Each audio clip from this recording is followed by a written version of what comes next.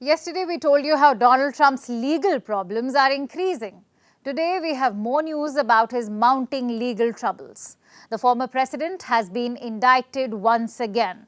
And this is a federal indictment. What does that mean? It's simple.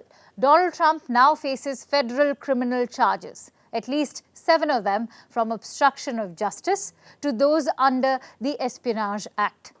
That makes Donald Trump the first US president to face federal charges. Talk about him making history, only this time it's for all the wrong reasons. An indictment is different from a conviction. Trump has not been convicted yet, and he's innocent until proven guilty. But what impact will this indictment have on his White House bid? And how are Republicans reacting to this news? Our next report tells you more. Donald Trump's legal woes aren't going away anytime soon. In fact, they're only getting bigger. Donald Trump is being investigated for a lot of things, from falsifying business records to trying to overturn the 2020 elections. But perhaps the most severe probe is the one Special Prosecutor Jack Smith is running. This relates to classified documents being found at Trump's residence in Florida. And now the former president has been indicted on 7 counts. The charges include obstruction of justice, destruction or falsification of records, conspiracy, and false statements. Seems like the US Justice Department is leaving no stone unturned to ensure Trump gets convicted. Trump is also facing a charge under the Espionage Act. If found guilty and convicted, Trump could face several years in prison. But that's a long shot, so Trump need not be packing his bags yet.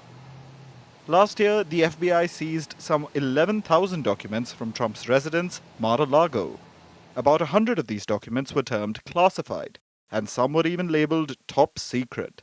Now, Donald Trump, understandably, is not happy with the news of the indictment. He published a 4-minute video on Truth Social condemning the US Justice Department and Biden administration.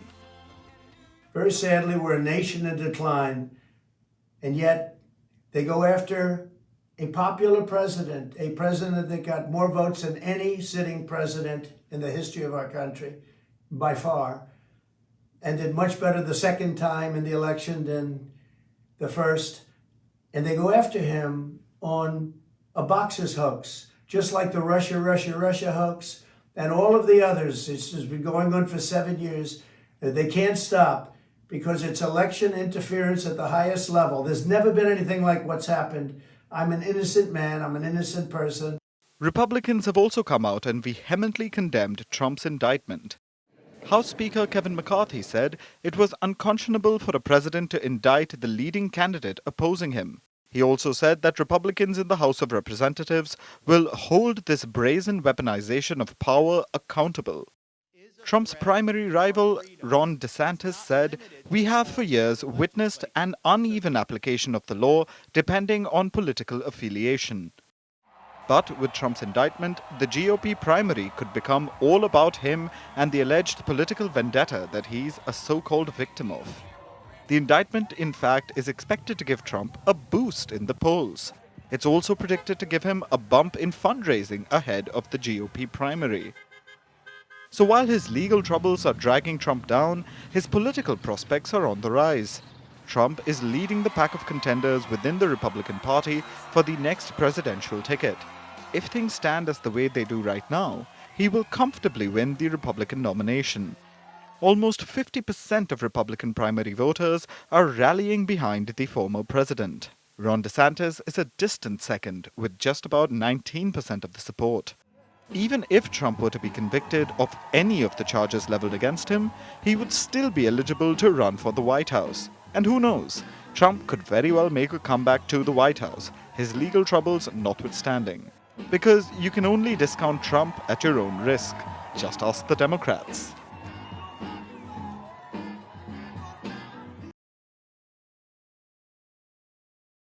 Now let's turn our attention to Saudi Arabia. Reports have come out about the kingdom's de facto ruler, Crown Prince Mohammad bin Salman.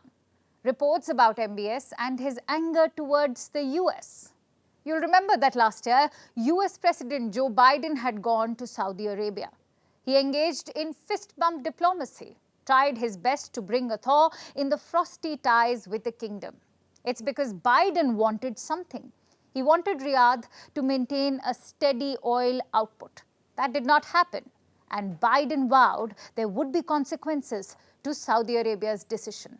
It turns out that statement was not taken well. Reports say MBS threatened to completely change the US-Saudi relationship.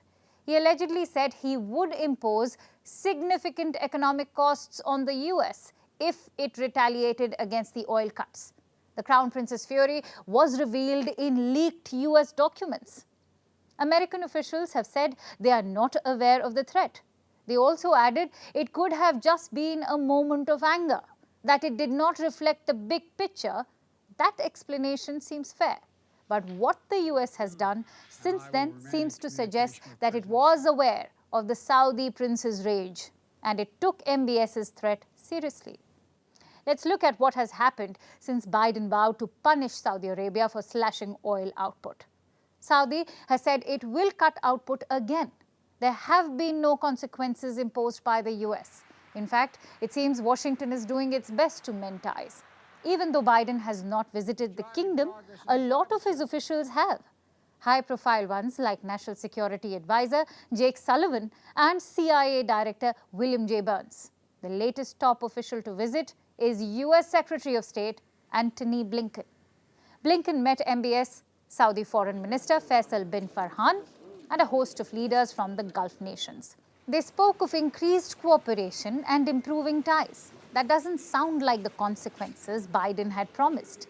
Instead, Washington seems to be bringing out the checkbook. Blinken thanked Saudi Arabia for its leadership in dealing with the terror group ISIS. Then he pledged money to a regional stabilization fund. The United States very much appreciates the leadership of Saudi Arabia, not only in hosting this meeting, but for its contributions, constant contributions, and crucial contributions day in, day out to our mission.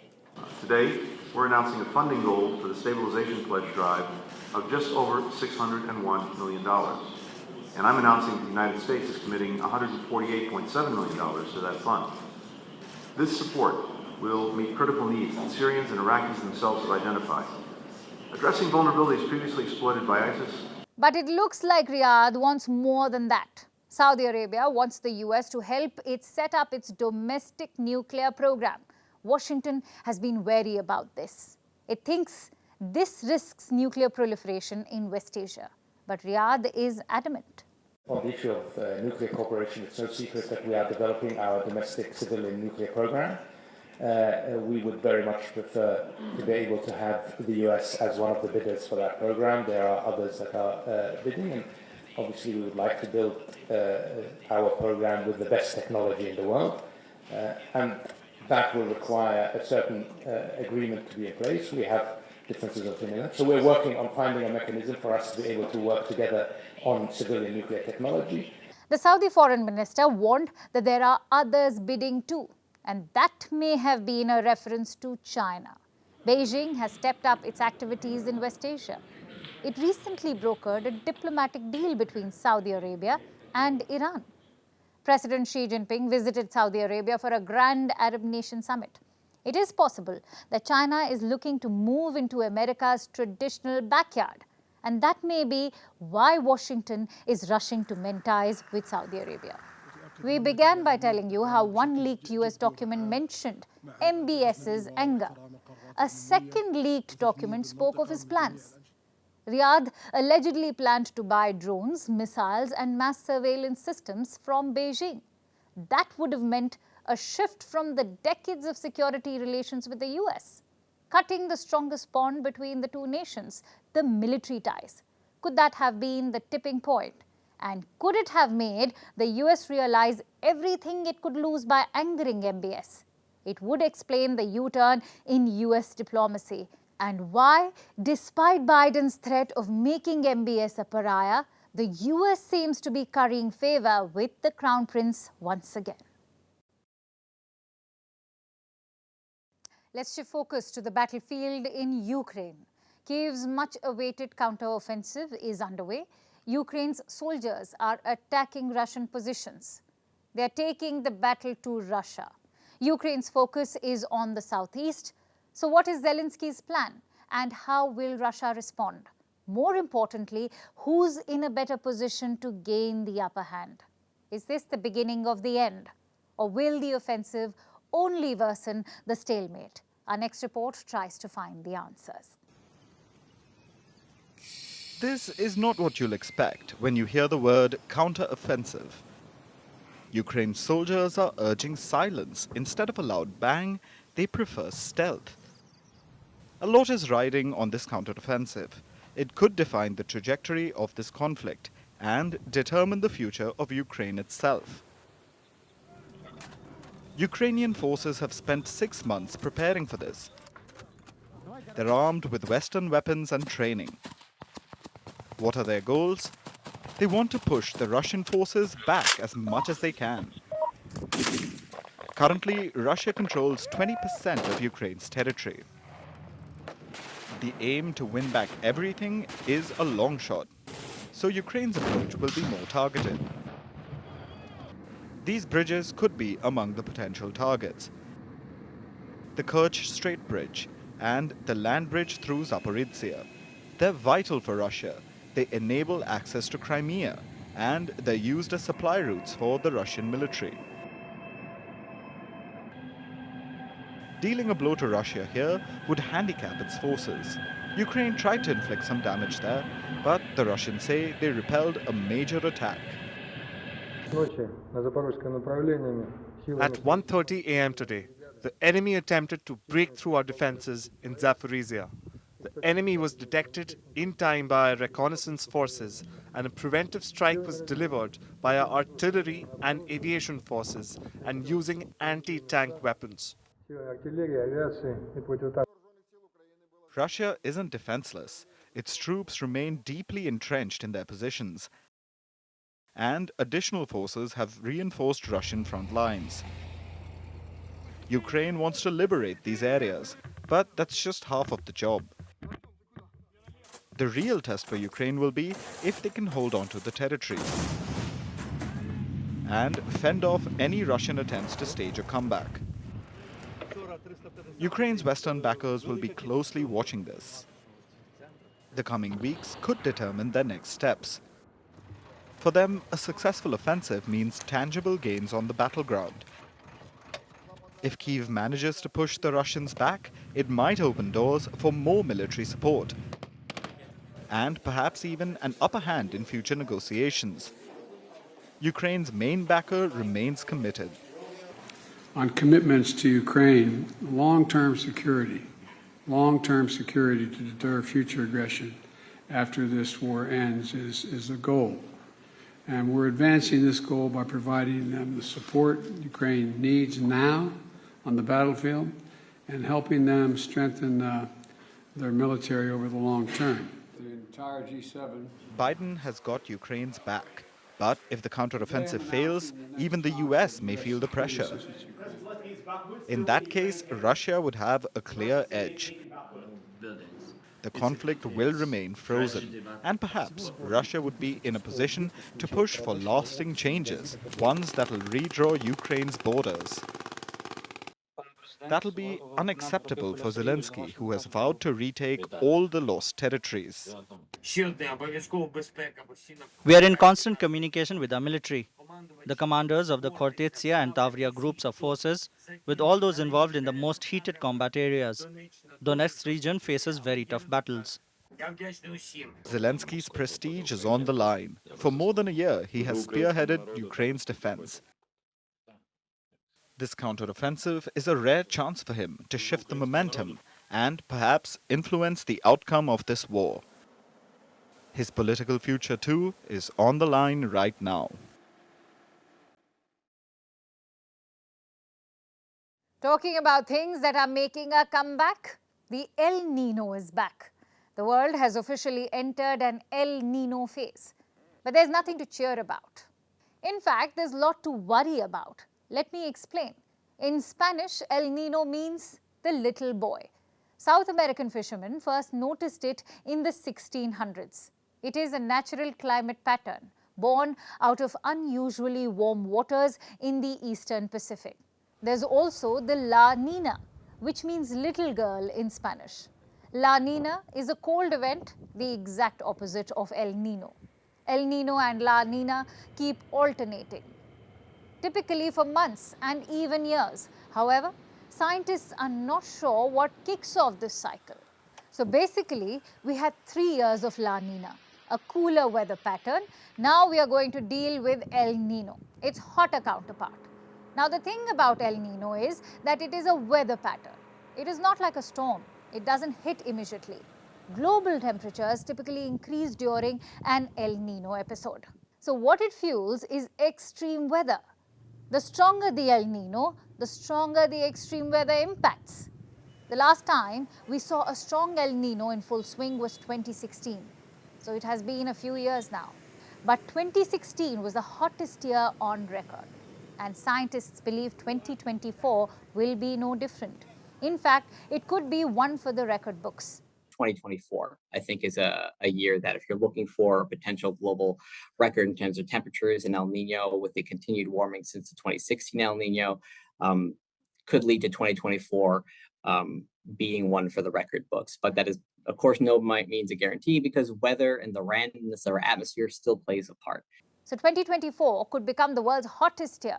Global temperatures are currently hovering at 1.1 degrees Celsius above average. But the El Nino event could push it even higher, closer to the symbolic 1.5 degrees Celsius guardrail.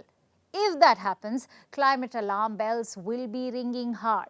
Imagine more freak weather.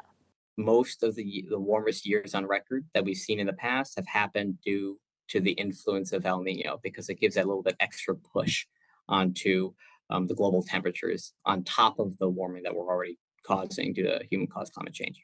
Now, the onset of any El Nino event could take time, but once it happens, it will be felt across the globe. Extreme weather will be the new normal.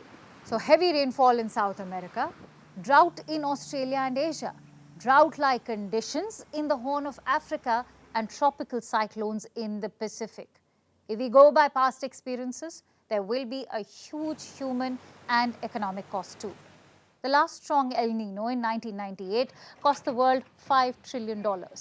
23,000 people died from storms and floods. Estimates suggest this year's El Nino could lead to losses worth $3 trillion. As for India, New Delhi remains extremely wary.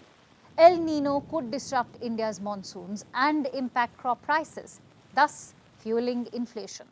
Uncertainties, however, remain on the spatial and temporal distribution of monsoon and the interplay between El Nino and the Indian Ocean dipole.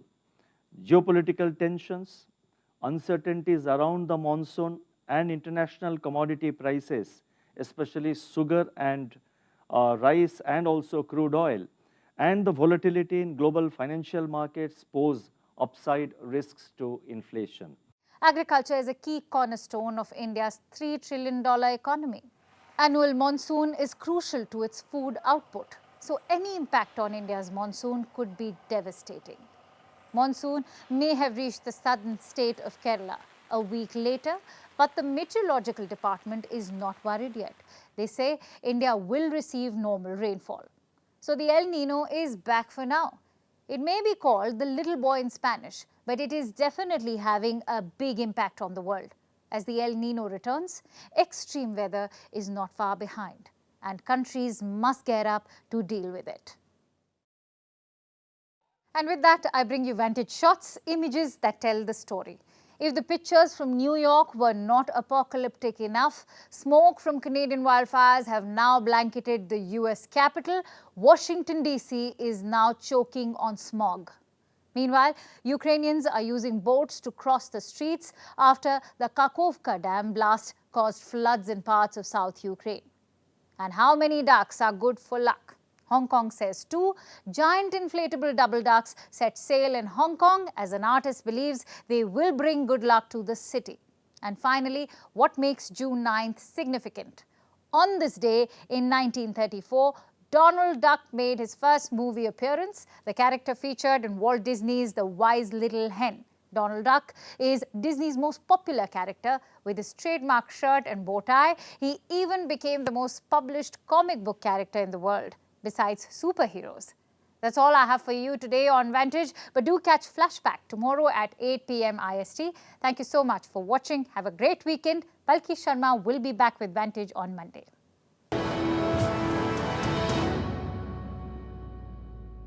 If you follow international news, you must have heard of sanctions. The US sanctions Russia, the UK sanctions China. Have you wondered what it's all about? More importantly, have you wondered why they never work? Well, sanctions have a very old and complicated history. Also, there's a reason why they never seem to work. World leaders know it, but they won't tell you. Tune into Flashback and find out.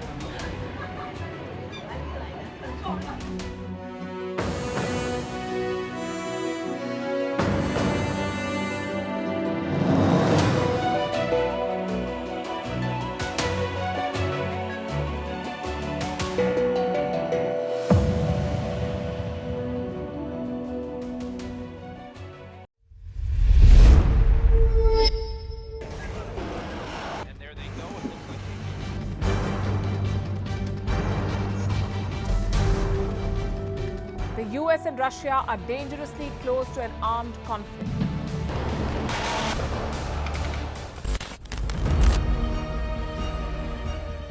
This year, 2023, New Delhi will be the capital of global diplomacy. For a country as diverse as ours, with 88% of the population illiterate, it was a very big deal to write a constitution, and that too, the world's largest. Meanwhile, if we may, here's a Republic Day gift from India for the BBC. A list of suggestions for the BBC for their upcoming documentaries. Number 1, the Kohinoor and the colonial loot. Number 2, an outdated monarchy and unhealthy obsession with the royals. Number 3, racism in 2023. We're waiting.